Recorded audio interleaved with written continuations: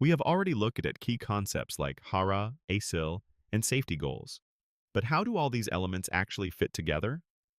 How does the full development process in ISO 26262 look from start to finish?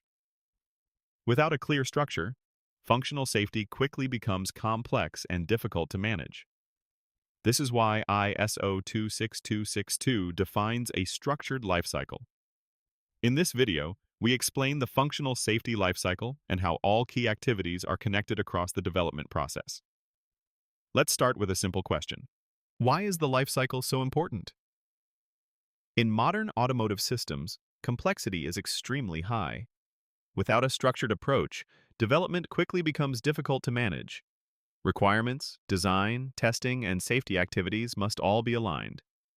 Without a lifecycle, these activities can become disconnected, and this can lead to gaps, inconsistencies, and safety risks. The functional safety lifecycle ensures that all activities are structured, connected, and aligned across the entire development process. It provides a clear framework that guides engineers from concept to production. So what exactly is the functional safety lifecycle? The functional safety lifecycle is a structured framework defined in ISO 26262. It describes the entire development process from concept to production and operation. But it is more than just a sequence of steps. It defines phases, activities, and responsibilities across the entire system lifecycle. And it ensures that all safety-related work is consistent and traceable. In simple terms, the lifecycle provides a structured way to manage safety in complex systems. The functional safety lifecycle consists of several interconnected phases. Each phase has a specific role in the development process. It starts with the concept phase, where risks are identified and safety goals are defined. The process then moves into system development, followed by hardware and software implementation. After that, verification and validation ensure that all safety requirements are met. And finally, the process continues into production and operation. But it is important to understand, this is not a strictly linear process.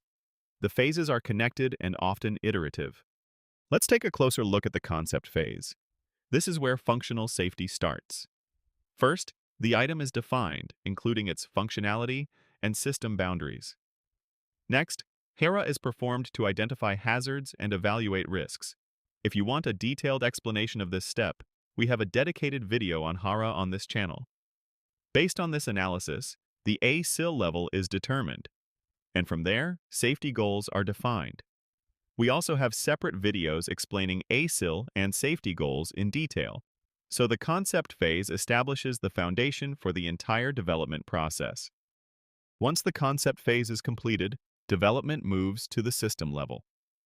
At this stage, safety goals are translated into system requirements. These requirements define what the system must do in order to achieve the defined safety objectives.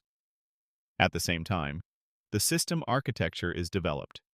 This includes defining system elements and their interfaces. It is important to consider how different components interact with each other, because failures often occur at the interfaces between system elements. So the system-level phase prepares the foundation for detailed hardware and software development. Both domains are developed in parallel. Hardware includes components such as sensors and actuators. Software defines the control logic and monitoring functions, and this is where safety mechanisms are implemented. For example, fault detection, monitoring, and fallback strategies. But development does not happen in isolation. Hardware and software must be integrated and work together as a system. This integration is essential to ensure that the overall system behaves safely under all conditions. Once the system has been implemented, it must be tested. This is where verification and validation come into play. Verification answers the question: was the system built correctly? It checks whether the implementation meets the defined requirements. Validation, on the other hand, answers a different question. Was the right system built? It ensures that the system fulfills its intended purpose in real-world conditions. Both are essential, because a system can meet all requirements and still fail to behave safely in practice. After development and testing are completed, the system moves into production and operation. But functional safety does not end here. During production, it must be ensured that systems are manufactured correctly and consistently. Once the system is in operation, monitoring becomes important. Real-world data can reveal issues that were not identified during development, and this feedback can lead to updates or improvements. So the life cycle does not stop. It continues throughout the entire life of the system. Now, let's bring everything together. The functional safety life cycle is not a sequence of isolated steps. All phases are interconnected. The output of one phase becomes the input for the next, and feedback loops exist across the entire life cycle. This means that results from later phases can influence earlier decisions. Another key aspect is traceability. All safety-related elements, from hazards to requirements, must be connected and traceable. So instead of a simple process, the life cycle is a structured and iterative system. There are several common mistakes when applying the functional safety life cycle. One of the most common is treating the life cycle as a linear process. In reality, the life cycle is iterative and includes feedback between phases. Another mistake is weak traceability. Without clear links between hazards, requirements, and implementation, safety cannot be ensured. Some teams also focus too much on documentation instead of actual system safety. And finally, underestimating the importance of early phases. Mistakes in the concept phase can affect the entire development process. Let's summarize the key points. The functional safety lifecycle provides a structured framework for managing safety in complex systems. It connects all phases, from concept to operation.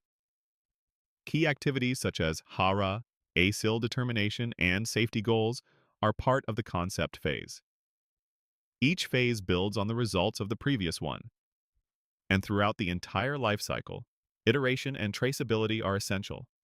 If you want to go beyond this overview of the functional safety lifecycle, we offer comprehensive online training programs on ISO 26262 on our website. These self-paced courses cover the life cycle, HARA, ASIL, and safety goals in a structured and practical way. The focus is not only on understanding the concepts, but on applying them in real engineering projects. You can find the link in the video description and also in the pinned comment below. If you found this video helpful, feel free to give it a like and subscribe to the channel.